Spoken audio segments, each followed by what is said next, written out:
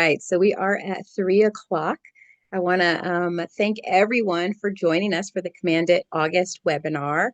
We're super excited to host our fellow LEAP advocates, Elise deGoede, Dorough, and Les Sessoms. They will be giving a presentation today on supporting inclusion in doctoral recruiting, implementing and sustaining a pre-application mentoring program. Before I introduce them officially and turn the show over, I would like to also remind everyone in attendance that we have the TAPIA conference coming up in September. That will be held September 10th through 12th in Dallas, Texas at the Gaylord Texan Resort. If you haven't registered, please head over to the TAPIA website, the Command It website, and look at registration. If you have registration codes and haven't registered yet, we're absolutely looking forward to everyone registering and attending. We're looking forward to seeing you in person for our career fair, all of our different sessions and award ceremonies, and all the great things that TAPIA represents. So we're super encouraged to continue to have our conference in light of the current climate, and we're super excited to have this actual webinar presentation today. And so without further ado, I'd like to again introduce Elise and Les. And Elise deGoede Dorough is the Director of Graduate Student Services, and Les Sessoms is the Recruitment and Retention Specialist for graduate programs at the Paul G. Allen School of Computer Science and Engineering at the University of Washington. And today we're really excited to have them both as they will give a presentation that they have given at their university. They are open to questions and interaction throughout, and I will be helping monitor the chat. My name is Tamika. I'm the program manager for the LEAP Alliance, which is a program of Command It. And so we're really excited to have you all here today. And with that, I'll turn it over to Elise and Les. Thank you so much for being here today. Yeah, awesome. Thank you, Tamika. I'm going to go ahead and get my screen sharing going. Hopefully I do that correctly. Okay, so here we go. And yeah, and definitely help us monitor the chat. Now that I did this, I can't see the chat anymore, but we're happy to take questions in the chat, or even if people prefer to ask them, that's great as well. So yeah, thank you for those introductions, Tamika. Les and I are here to talk to you about a program that our students have called Pre-Application Mentoring Service, or PAMS for short. And this is a program we've been running since 2021. So we're really excited to kind of share what we've learned over these years and kind of some challenges that we are working on overcoming. So we'll talk a little bit about kind of the program and the professional context like we kind of sit in at the University of Washington. Again, we'll talk about, some briefly mention some of our other doctoral recruiting methods and challenges we've have noticed, and then also give an overview of the pre-application mentorship service program, as well as our lessons learned and plans for future directions. What we hope you'll take away listening here is to understand kind of the value and the why behind establishing a pre-application mentoring program as a doctoral recruiting tool. We'll share an example of the structure of what we feel has been a successful program for us, and also share a little bit about the strategies that we use to recruit and train quality student leads and mentors, which really help sustain such a program over time. All right, so we are the University of Washington, the Paul G. Allen School of Computer Science and Engineering. We used to be a department of computer science, and some number of years ago, we became a school. We have about 100 full-time faculty and 700 graduate students across 3 graduate degrees, and another 2,300, or even growing now beyond that, undergraduates. We have a centralized graduate school who sort of administers some of our enrollment management systems and sets broad policy, but otherwise the University of Washington is very decentralized, like maybe a lot of your institutions are, where programs, especially at the graduate level, are self-managing recruitment, admissions, and all of these sorts of things. So this is something, all of our doctoral recruiting methods, strategies are all done in-house by staff and faculty, and with a lot of help from students here in our department. And there we are. I'm sitting right there by the point of that arrow. And it is actually that beautiful here in Seattle today, believe it or not. Okay, so we're going to focus today on our PhD program in computer science and engineering. We do admissions once a year for an autumn start in the program. We receive typically around 3,600 or more applications every year. And we have less than a 5% admit rate, so offering around 150, sometimes a little bit less than that, each year, to hopefully have a cohort of about 60 to 70 students starting each fall. So it's a little bit about our size. And I want to give an extra special note and shout out to the LEAP Alliance and our collaboration here. We've been a part of the LEAP Alliance since it started in 2017, and I'm not sure if everyone here is familiar with LEAP or the goals, but essentially the idea behind it is to diversify the professoriate in computer science by bringing in more PhD students from underrepresented minority and students with disabilities. And so that's been our focus in collaborating across. It started with cohort 1 with 11 institutions, but now there's a lot more institutions involved. And we're working on sharing our strategies for recruiting and retention, and also a little bit of shared accountability through regular reporting and information sharing across all of these institutions. Being a part of LEAP has been a huge factor for us, which I'll talk a little bit about that before we share the details of this pre-application mentorship program. But this pre-application mentoring is an example of just one practice that's sort of been disseminated across a lot of institutions through the regular LEAP Alliance meetings and collaboration. So really we cannot, do this alone. A lot of other schools do a program like this as well. And so we definitely want to kind of celebrate what we've all learned from each other to reach our goals. Okay, so the impact of LEAP at UW, this chart is showing the applicants, the numbers of applicants from underrepresented minority backgrounds to our program over the last a little bit more than 10 years. And so you can see by the red line, we joined LEAP in 2017, and kind of immediately through the attention and efforts that we started learning through the LEAP programs, we were able to significantly increase the number of applicants from underrepresented minority backgrounds who were applying to our program. And that was something we realized in looking at the data, was that we were receiving so few applications. You can see less than 25 out of our 3,600 were from students of underrepresented minority backgrounds, that there wasn't even very many students to even consider admitting from. So we really needed to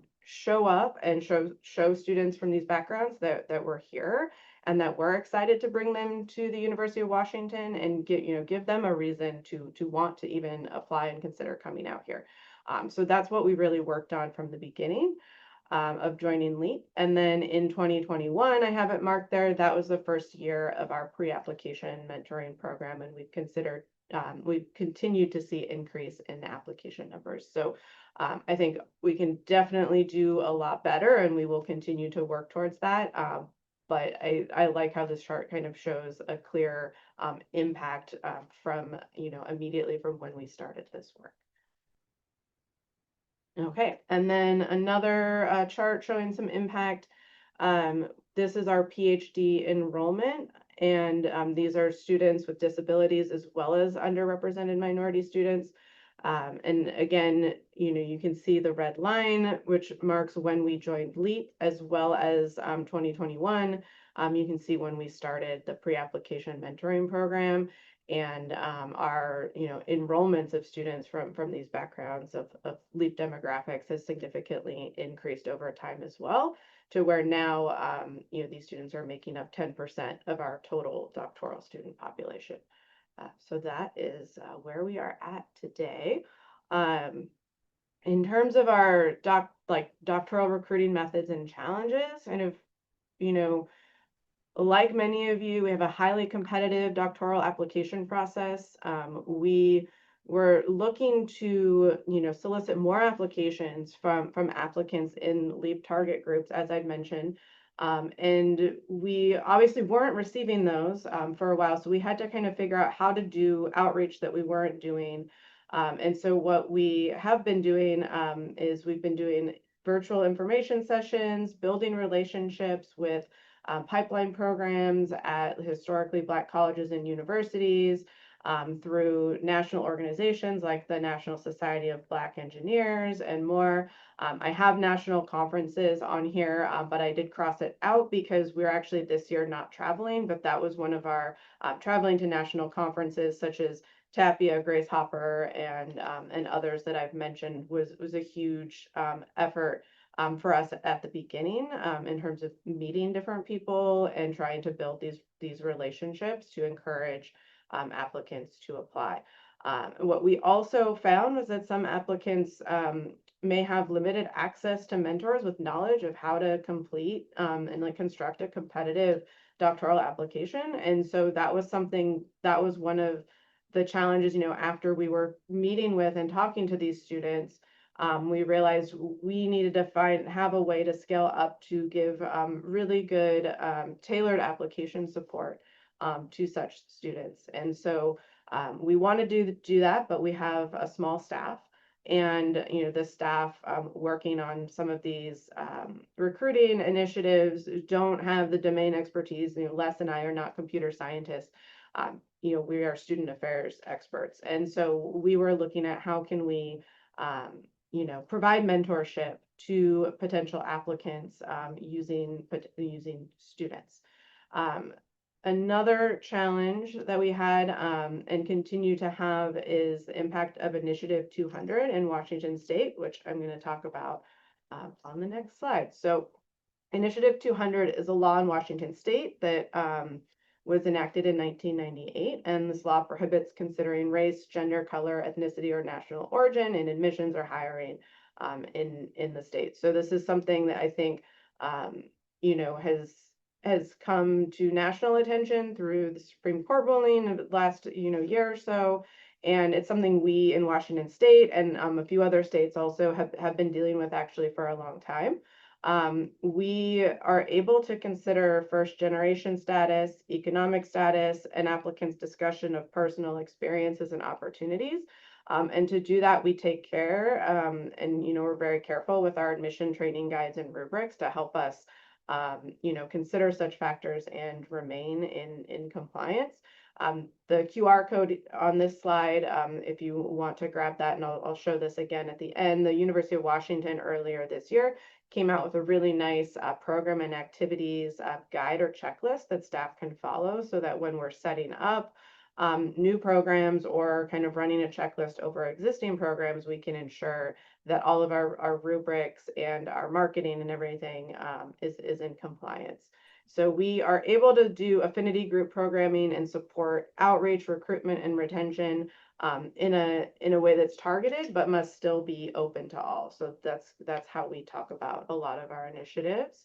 And earlier this year, the University of Washington president, Anna-Marie Kase, I thought this was a great quote. She said, "We do not view diversity and access as being in opposition to merit and excellence, and we remain committed to providing access to excellence for all." And so that's really our approach to all of this work. And what's great for us is that, all the way up to the highest levels of leadership at our university, we have support and structures in place to ensure that we're continuing the work. Okay, so I'll turn it over to you, Les, to talk a little bit more in detail about the pre-application mentorship service. Great. Thank you, Elise. let's talk about the nuts and bolts of the PAMS program. In my part of the presentation, you'll hear me use the terms co-chairs and leaders interchangeably. Leaders are recruited from the ranks of graduate students and typically begin the planning process in August. I work with the co-chairs to design a project plan, including a timeline, to launch the program by the end of September. When a student signs up for PAMS, we make it clear that this is a separate process from our PhD admissions process and has no bearing on their chances of getting in. The leaders will try and match along the axis of identity and research area to the best of their ability. This ensures that phase one goes smoothly from the start. Mentors receive mentee contact info and email templates as part of their training, and they are encouraged to reach out within a week after receiving this information. And at that point, phase one will begin. To be clear, phase one is more of a conversational consultation. This initial 1 hour meetup will focus on assessing the mindset and preparation level of the mentee. It's more of an informal discussion about what graduate school is all about. Is graduate school right for me? Are some of the questions that are answered. During phase two, on the other hand, phase two is a hands-on materials review. We call it the roll up the sleeves phase. It's focused on drafting a compelling statement of purpose and also a thorough review of the CV. With both phases, it's incumbent on the mentors to clarify the best meeting times that they should meet up, preferred feedback method, whether that is through email or Google Docs or even Zoom. The deadline for feedback to the mentees are mutually decided amongst those two. Next slide. PAMS runs on student leadership. We provide the carrot, which eliminates the need to use the stick. Co-chairs receive a $500 service award, as well as an award plaque. And all mentors, all grad mentors, receive a $150 service award, plus some school swag. Everyone receives a mandatory orientation and anti-bias training because we know that it's essential to the success of the PAMS program to have this in place. The PAMS training handbook covers key areas such as a program overview, dates and timelines. It has a description of both phase one and phase two. It includes email templates, plus an outline of the mentor responsibilities and expectations that we are holding them to. Our training is pretty comprehensive. During the training, we emphasize soft skills, especially on how to be constructive and supportive. We share CSE admissions rubrics and graduate admissions committee guidelines. And we ask that they do not share that with the mentee. We provide communication and conduct guidelines, which helps them know what not to do. In fact, here's a short list of do not do in any circumstance. For instance, don't rate the mentee's chances of admission. Don't make promises about faculty decisions. Don't share applicant info outside of PAMS. And by no means, do not share identifying information over Slack. Those are just a few. Speaking of Slack, we use Slack as a help desk. That is where they can come to get their questions answered. And the mentors appreciate that because they are talking to their co-chairs directly. And if they need any answers above what the co-chairs can answer, they can come to either myself or Elise through direct contact. Next slide. Getting the word out is critical. It's crucial for us to have mechanisms in place so we can make sure that everyone that we're trying to reach hears about the program. So therefore, getting the word out about PAMS is our primary focus during the latter part of August and the month of September. Our intent is always to be I-200 compliant while making the applicant pool as diverse as possible. So we concentrate marketing to conferences and organizations that have high participation rates from diverse populations, including the TAPIA conference. We also reach out to contacts at our partner schools, various HBCUs and HSIs and pipeline programs, such as the Karsh STEM Scholars at Howard University. Over the years, we included other organizations that made the pool even more diverse. Those include Black in AI, OSTEM.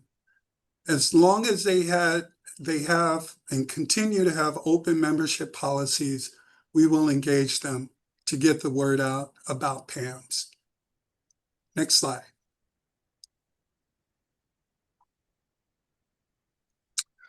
We try our very, very best to match based on research area first, but due to increasing popularity and shortage of mentors, we cannot match every applicant, unfortunately. We try very hard, but when we can't, we have to turn people away. If we stray beyond our 3-to-1, roughly 3-to-1 ratio, we find that we need or we have to prioritize the mentee matching using the following criteria. Seniors at U.S. schools, those already graduated, those who participate in pipeline programs like the UMBC Meyerhoff Scholars or the Karsh STEM Scholars or having attended TAPIA or NSBE. Also first gen at a U.S. school or a low-income individual at a U.S. school. This process allows us to center equity while staying open and compliant with I-200, which is the law here in Washington State. I'm going to turn it over back to Elise. Awesome, thank you. Okay, so Les had mentioned, had gone over our sort of like mentor matching criteria, and it's definitely like what we have seen since we started this is a steady growth in mentee applications. You can see if you're looking at my chart here, 2021, we didn't actually track anything. So that's why that's blank. 2022, we did not actually track whether people self-identified as a member of a minoritized group. So we also did not have that information. So 2023 is when we really started tracking everything. And we've just seen a huge growth in mentee applications, from just over 100 when we first started to nearly 400 now last year. The great thing in terms of our target groups, what we're seeing is that the vast majority of our mentees do self-identify as a member of one of our target groups. And we are able to match still over half of the mentees with mentors. So we feel we're doing pretty good about that, but we do have to be upfront with the program that not everyone will be matched. And our hope is also that because other institutions, as through the LEAP Alliance, are also running similar programs, that potentially if a student isn't matched with us, they're hopefully matched with another institution. And it's a little bit, as far as like applicant and student privacy goes, it's a little bit challenging or sometimes impossible to share information across schools. So we haven't been able to like formally control for that, but it's something we think about. And for us, for now, in terms of the size of our program and the mentors we have, our capacity is kind of stabilizing where we can serve about 200 mentees across 65 student mentors. And here I'm kind of looking at, how successful is PAMS? Like if we are spending a little bit of money, some staff effort, and quite a bit of student effort to provide this kind of mentorship, like, are we actually bringing students who participate in this program into our institution? And the great thing is that, yes, we are. 60%, this is average over the last 4 years, 60% of the mentees who have participated in the program end up making an application to the UW. We, through the PAMS program, again, average over the last few years, we have a 10% admit rate of students who have participated in PAMS, and a 53% yield of those who admit, who actually decide to come to UW. In comparison, our overall application pool, we have about a 6% admit rate and a 43% yield of those who we do admit. So we're pretty pleased with our with our results here. I think I found it's actually one of our most effective recruiting tools that we have put in place, and so it's something that our school has been happy to put the resources towards, both time and financial resources for the student awards to continue this. Les, turn it back over to you. So just take a look at what students have to say about PAMS. You can see that they're pretty happy about their participation. We track and survey the PAMS participants twice, once during and then once afterwards. And then we discuss the results as a team at the end of the program. And since we've tracked a pretty sharp increase, or since we have been tracking, we've detected a pretty sharp increase in our admissions rate and a better yield for students in the PAMS program. So the impact has been pretty obvious to us. Next slide. Beyond applications, we're seeing a long-term impact. Mentees who become mentors. We're seeing a more diverse applicant pool and a deeper graduate student engagement, deeper level of graduate student engagement. These testimonials demonstrate that we're doing many things right, starting with the matching process, where we factor in research area and identity. If they do end up making it into our program, as many have done, they tend to be the graduate students who give back and are the first to sign up to be PAMS mentors. Next slide.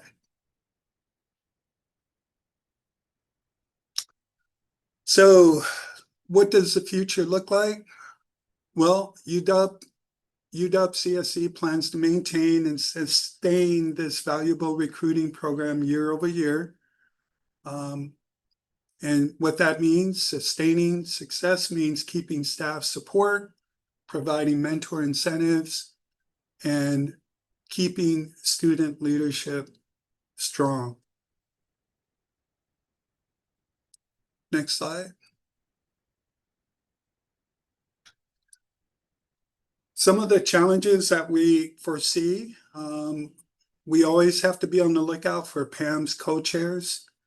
This year, we have several grad students willing to step up, so it looks like we will have a pretty competitive applicant pool in that respect. We have 3 co-chairs this year. Other years, we've only had 2. New challenges include reduced travel budgets, so our marketing will be impacted since we are not going to have a presence at the national conference venues.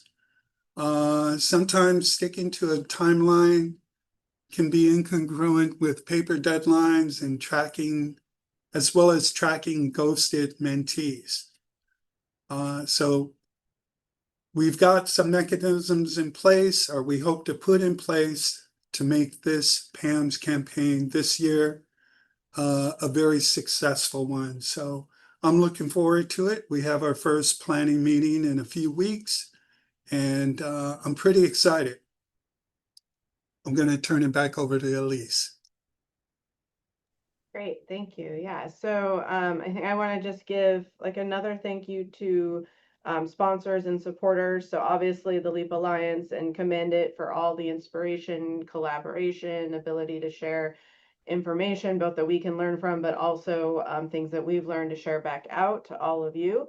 The National Center for Women in Information Technology, NCWIT, we were supported a number of years ago, actually even, kind of like at the start of COVID with a seed grant of $10,000. So that helped set us up with the ability to offer these awards to the PAMS mentors. And then that's a program that our department has continued to fund afterwards.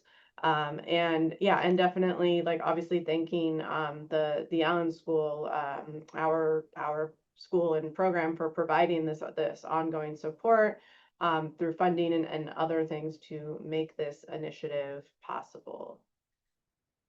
And of course, actually, the biggest thank you is for the student leads and mentors. So these are just some photos of some of the students. There's actually many, many more. As I said, we have, 2 to 3 leads per year and 65 mentors per year. So we could actually have lots of photos on here.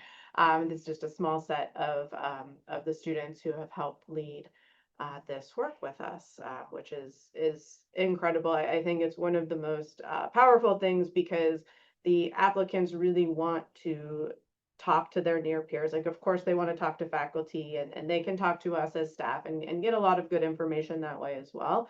But to be able to have someone who just recently went through the process to really ask all your questions to and act as that mentor, I think has had a huge impact. And that's been we've seen really valuable for the applicants who maybe don't have, access to those kinds of mentors at their home institution.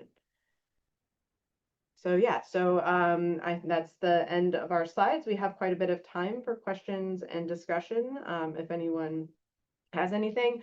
I did see in the chat that the QR code to the UW programs and activities guide was broken. That is a university level resource, so I will need to go and find the new link for that. And I think what I'll do is we'll share out the slides and that fresh link. And Tamika, maybe if I can work through you to get that distributed afterwards, that would be great. Otherwise, you guys would all see my screen while I go hunting for it if I tried to find it right now. So yeah, any questions?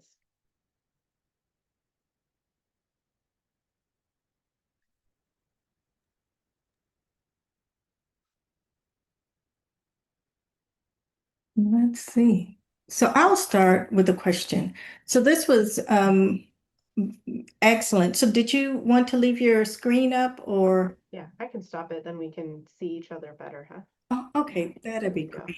Yeah.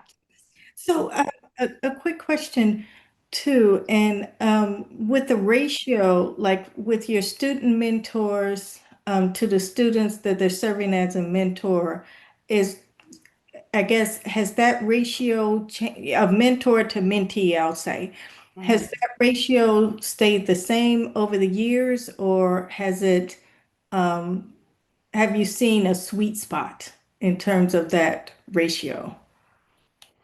Yeah, Les, I'll let you take that one. Yeah, I would say the sweet spot is a ratio of 3 to 1. Although we do have some brave individuals who are willing to take a few more. So I know some PAMS mentors have courageously volunteered to accept 5 mentees. But by and large, the vast majority of the mentors will load them up with 3. And then we have a few more doing 4 mentors, and then even fewer doing 5.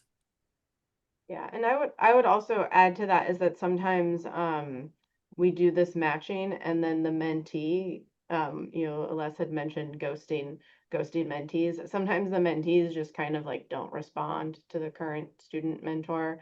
And maybe they're no longer interested, or they're not reading their email, or whatever it is, right? And so that's when we also allow the mentors, our current students, to come and say, okay, I've, done 3 reach outs, and we actually have some templates and stuff to help them do this, a little bit of expectations. They do some number of reach outs, and then if the person doesn't respond, they're able to request another mentee, so that way sometimes we can serve more people going down the list if some people end up not participating. Oh, you're muted, Valerie. And I'm just here, just talking. I would imagine that students will tend to ask more questions of other students, because you're not trying to impress Mm-hmm. the students. Have they shared like what type of questions are most often asked? Just out of curiosity. That's a really good question. We haven't like formally really asked that, but anecdotally, kind of when I pop into the Slack channel of the mentors, and they often ask us like, how do I answer this question? A lot of it is like, is this faculty member really recruiting? Or what kind of an advisor is this faculty member? Like really like straight to the point questions that, Mhm. exactly what you said, they're not super comfortable asking faculty, and might not even ask staff, to be honest, right? They kind of need to be talking to a student who's working with that faculty member in that group. Okay, okay. And then I have a few more questions, but I don't want to dominate. Let me see if there are any hands or others that want to unmute. Okay. So you mentioned having a stipend for the mentors. And I guess what would you recommend for a university that does not have those resources to provide a stipend for the mentors? Do you find, like, have you found that the number of mentors, that people are willing to do it Mhm. without the funding? I guess how much does the funding work? Because, I mean, how much impact is the funding for the mentors? Because part of it is too, giving back. Yeah. So just wondering, um, your recommendation if resources, if Mm-hmm. that's an issue. Yeah. We ran it for the first few years without the award or stipend. And actually, it was our students' idea to launch this program. So the first group of students running it was very motivated, and they weren't motivated financially for it. They just felt that this was really important. And one of the reasons why we decided to advocate and ask for a stipend is because over time, like a lot of our students had been asking to be paid for doing some kinds of service, what we normally might think of as service work. And what we ultimately decided in our department was that, if they're working alongside staff to sustain, a program like this that's part of our official like recruiting initiatives, then we would like to be able to compensate them for that or award them for that in some way. Prior to this, though, like we did, school T-shirts, sweatshirts, and a pizza at the training, and that was really sufficient. And I do think like a lot of students who participate in as a mentor get a lot of value out of that and want to sustain the program. And if you already have a strong culture of volunteering at your institution, I think it can be done. And I think for us, it's not that if we didn't pay them, they wouldn't do it. I think they still would, but it does give us the ability to, I feel, to give them more mentees potentially if they have the capacity. And it also helps us feel that we can sustain the program in terms of the level of mentors needed to keep it going. And we're also super large. That's the other thing is, our application numbers are huge. We have a lot of current students to pull from as well. So hopefully that helps. Okay, that does. And I see the Looks like we have a question Oh from, yeah, Kelly. you can unmute, Kelly. Hi, Elise. So I was just a little bit curious, one about the demographics of people who apply to your program, and then two, just about if you provide any other additional resources. So one, I was just curious, do you find that there are some students who are not applying this year, but they're going to apply in future years who are trying to reach out to you? Those could be either students who are juniors in college, for example, or people who are in industry who are, already out in the working world that they're thinking of applying in the future. And how do you handle those folks, given that you already have more applications than you really can handle right now? And then the second question is, one of the things that we've found, or I've found useful for students, is to give them samples of resources. And so I was curious, I may have missed this in the talk, but do you all provide samples of applications like personal statements and that sort of thing to the people who are in your program so they can see samples in addition to getting feedback on their individual samples? Yeah, thank you. Good questions. Les, do you want to take the first one? Yeah, so we see many students who apply to the program in different categories. Some are juniors, some are seniors who may be contemplating a gap year, and then some are people who've already graduated. They may be in industry right now, thinking about coming back to academia. And then, of course, we see those seniors who are intent on applying to graduate school for that cycle. And the way we discern that to find out who's who, we have this application, and within the application, we'll ask their status, where they are, and what their intention is. And we go about factoring that information or that data in the matching criteria, or when we go about matching. So it's important for us to have that included in the application so we know it up front. We also will try our very, very best to get them to tell us what their intentions are. In full disclosure, they should be as open and transparent as possible. But we on our end can control the priorities. Whether or not we allow them into the program or turn them away, that would be up to us ultimately. Yeah, thank you. And then, sorry, I know I was gonna take your second question, but I forgot what it was. I was just curious if you sort of provide sort of template resources, for example, what a personal statement what might look like and so forth. Yeah, that's right. We have links on some of our pages. Like we've had faculty or even students like write up some of these things as like their own kind of personal initiative or resource. So we link to that sort of stuff.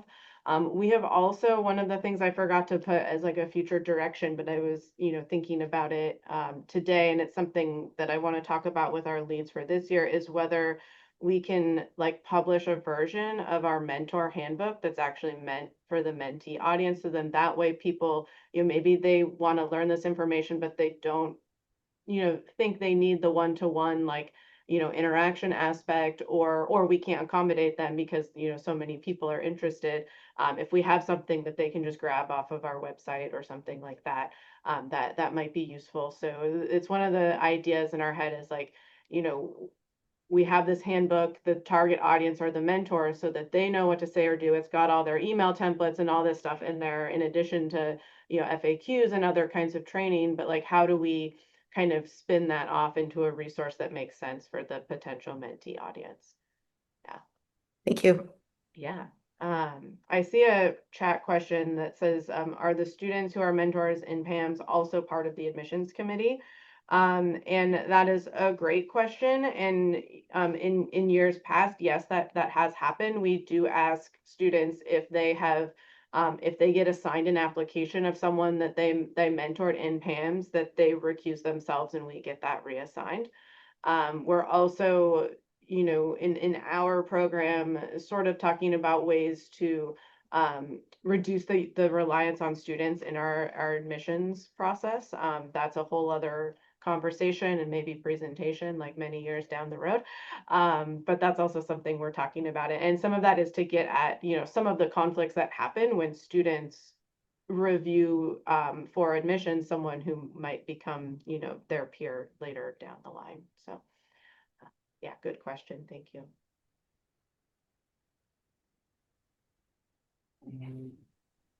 I have this is Valerie. I have another question.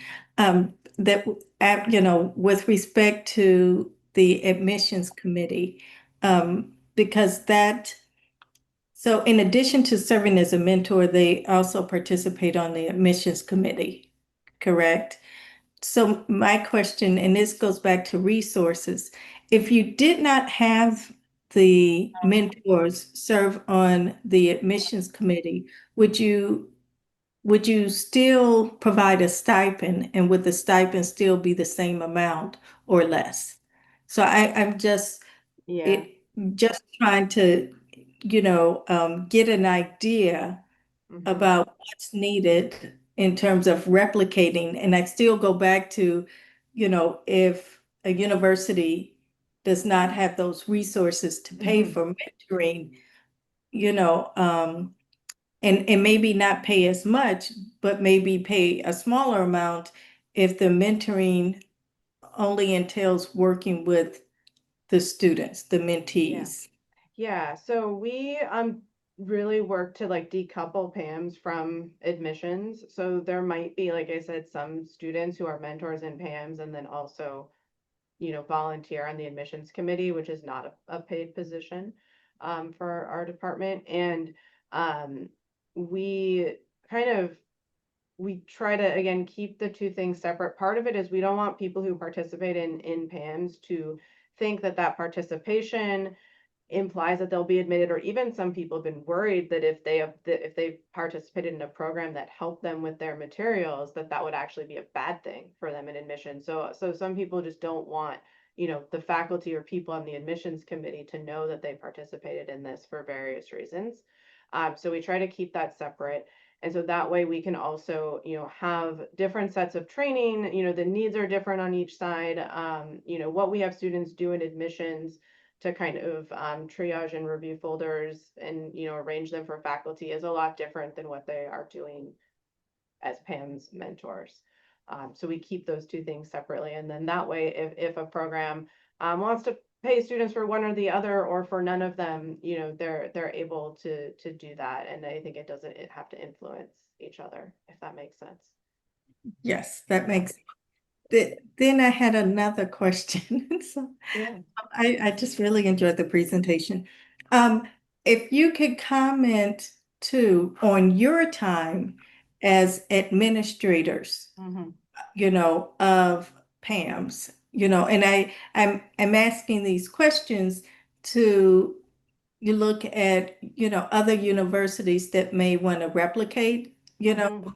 the program. Is it a high demand for your time? So if you could comment on how much time it took to launch the program and Mhm. how much time it takes to maintain the program from Yeah. the administrator side. Yeah. I'll say a quick thing, and then I'll turn it over to Les because he's the one who's more in the weeds with the students than I am. But I think initially it was pretty quick and straightforward to launch, and to me that really was dependent on the initiative of the students who wanted us to do this, right? And so I think about sustaining it as keeping the students who are at least the leads in your structure engaged and motivated to sustain it. And you can do that in a number of ways, whether it's their own intrinsic motivation, it's because they came through a program like this before, it's because you give them a sweatshirt or pizza, or maybe, you know, again, financial, like if someone doesn't have a lot of money, but they have some, maybe just pay the leads with money and pay everyone else with sweatshirts or something else, right? You know, there's different ideas that you can do that we kicked around when we weren't sure if we were even going to have, you know, money for this anyway. But Les, I'll turn it over to you to talk about kind of how much time you spend supporting the students and getting them ready to run the program. Yeah, so right now, I would consider this a very busy and active time in terms of preparing for PAMS. We've just, every spring, we have to identify the leaders, and when they step forward, I begin, usually, I don't bother them in the early part of the summer, but I start pinging them late summer, and I organize a meeting. And I don't really sense that it takes up a lot of my time, the majority of my time. It's just more or less making sure that I am planning appropriately for this launch meeting. Let's call it a launch meeting. And during that time, it will necessitate me to plan out from that meeting the next several weeks. So even though, you know, I may only spend a couple hours a week now, it it will build up over the next several weeks in terms of hours spent on administrative tasks. Towards I guess the launch of the program, which will be October and November, you will I will see myself dedicating about half my time. This year is a little weird because I'm not traveling as much, so I'll have a lot more time on my hands to do a lot more planning. Most of our meetings will happen over Zoom. Um, you know, there will be a process where towards the end, towards the middle, I'm providing guidance on the evaluation, making sure that the co-chairs have every resource in place so that they can take the pulse of the program. So that'll take a little bit more time.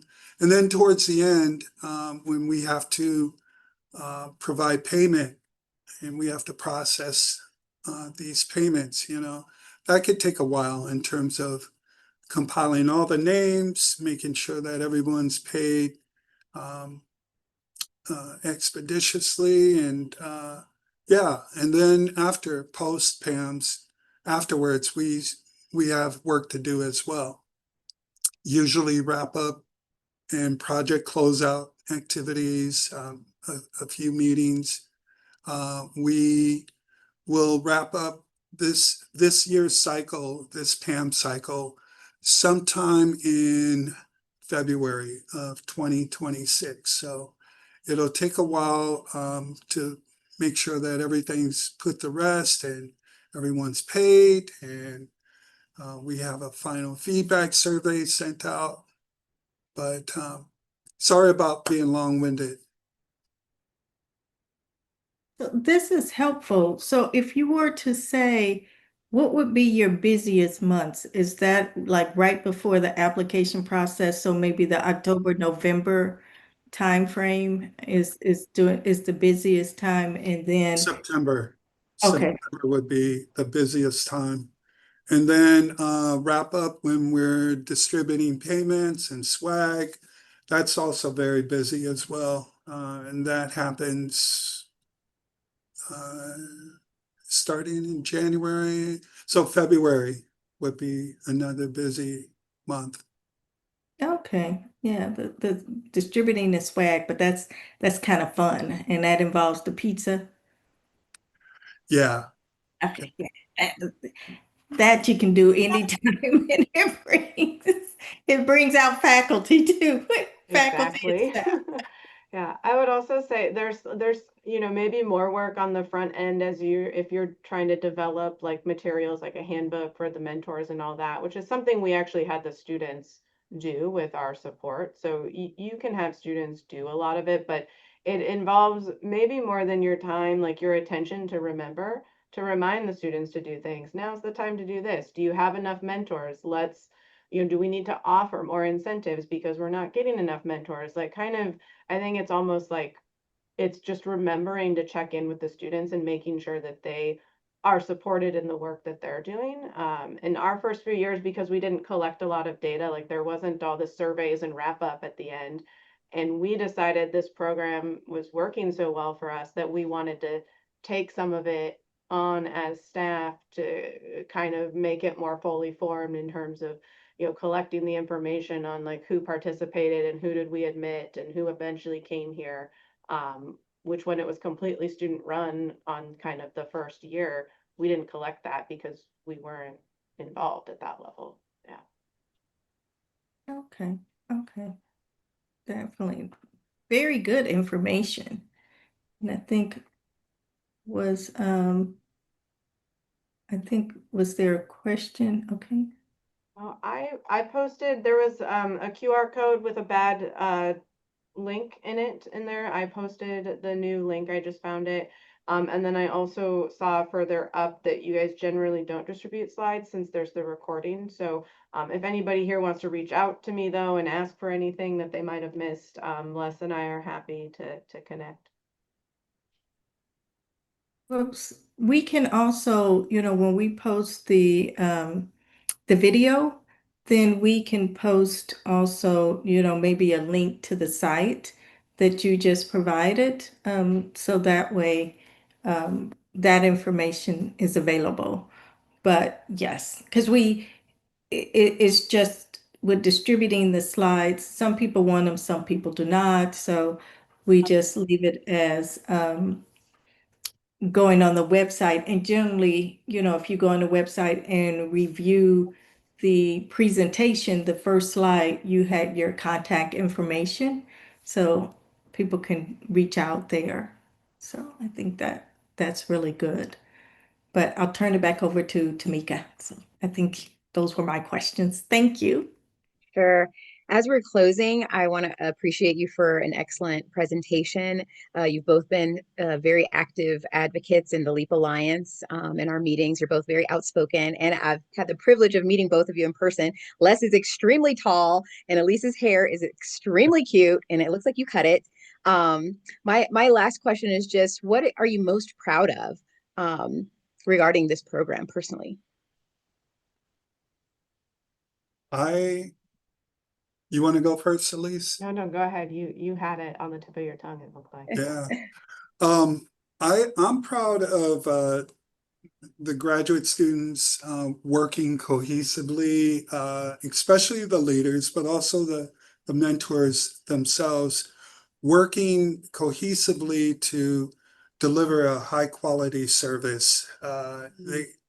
They're extremely busy, I know. They should be doing and focused on research, but yet they're finding the time to give back. And one calculation we did one year, a few years ago, where we only have 45 PAMS mentors volunteer that year, it was calculated that they donated or served the equivalent of 1,400 hours total. And they even did a monetary calculation of that. So that 1,400 hours equated to over $40,000 as an equivalent. So I'm just extremely proud to work with those individuals who are leading the charge.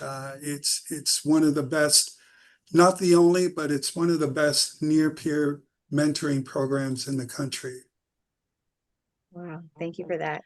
Yeah, I think for me, I'm proud of the impact and not just like kind of like the broad numbers impact, but like the individual impact, like to read from the surveys what the applicants who participated as mentees say about how, they didn't know who to ask these questions to. They never thought they could get like this kind of support in their application process, and that meant a lot to them, and that through doing that may have made UW their number one choice, and then we're Wow. actually able to admit them and they actually come here, and then they're a mentor in this program, and like that cycle continues and you can really see it. I think there's not a lot of other kinds of things we do in terms of like our recruiting, where we see that impact like sustain itself in that way. So I think that's really cool. Thank you so much for sharing that. So phenomenal. We really, really value your contributions, and we want to thank you so much for spending time with Command It today. Like Valerie said, the recordings will be available, and we would encourage anyone in attendance to reach out to Command It directly or to our speakers directly. Thank you, everyone, so much for spending time with us today, and we just hope that you have a wonderful rest of the afternoon. Have a great day, everyone. Thank you so much. Thank you. Bye-bye.